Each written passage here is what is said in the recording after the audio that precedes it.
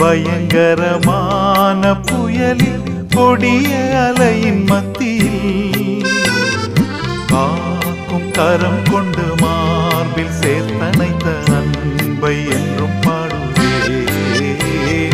காக்கும் கரம் கொண்டு மார்பில் சேர்த்தணைத்த அன்பை என்றும் பாடுவே. இயேசு என்னும் நாமமே என் ஆத்துமாவின் ஜீவன்.